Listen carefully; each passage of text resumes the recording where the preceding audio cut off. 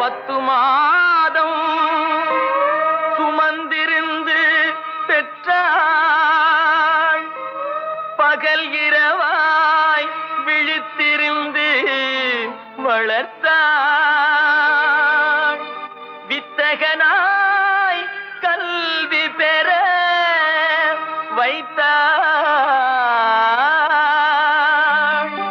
மேதினியில் நாம் வாழ செய்தாள்.